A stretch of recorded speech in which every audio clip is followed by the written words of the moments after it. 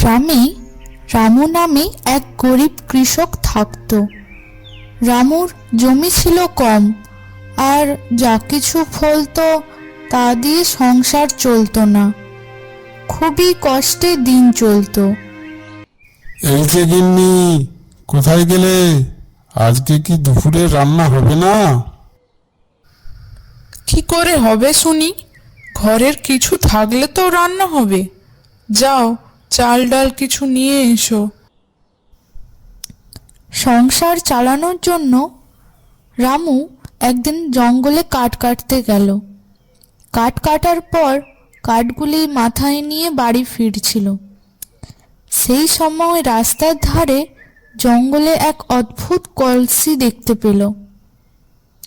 রামু মাথা থেকে কাঠের বোঝা নামিয়ে কলসিটি হাতে নিল। কলসিটি দেখতে সাধারণ হলেও এর উপর কিছু প্রাচীন লিপি খোদাই করা ছিল।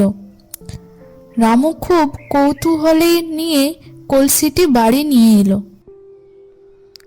রামু বাড়ি ফিরে কলসিটি পরিষ্কার করতে শুরু করলো। তখন হঠাৎ করেই কলসিটি থেকে এক ধোঁয়া বেরিয়ে এলো। ধোঁয়াটি ঘুরতে ঘুরতে এক দৈত্যে রূপান্তরিত হলো।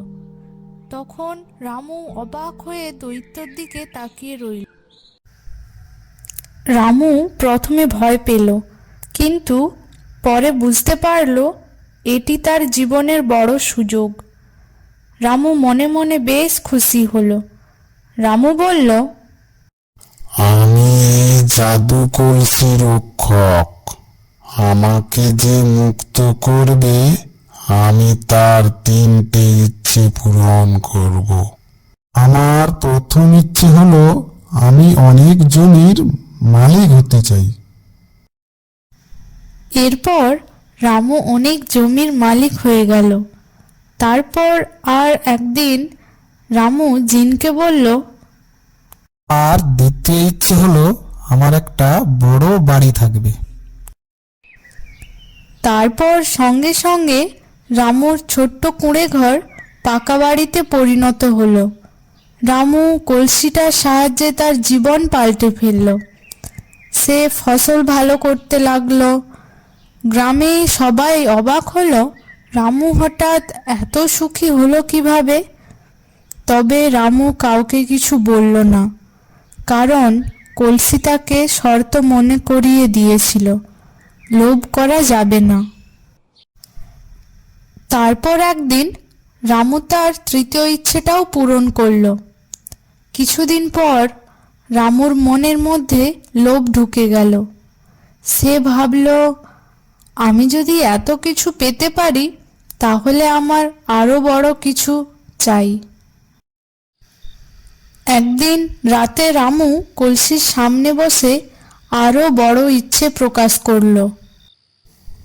তারপর কলসিটা থেমে রইল, আর সেই কণ্ঠস্বর শোনা গেল, তুমি লোভ করছো রামু, সাবধান হও।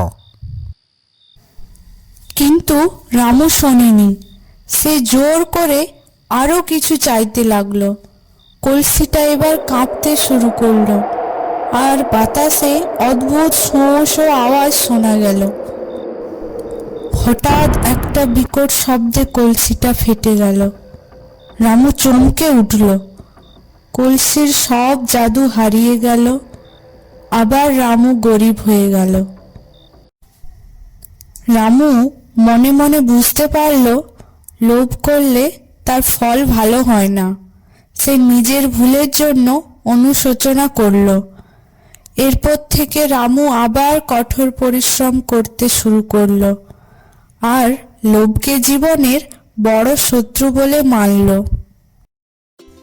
গ্রামে আজও জাদুর কলসির গল্প শোনা যায়, কিন্তু সবাই জানে সেই কলসির ক্ষমতা আর ফিরে আসেনি।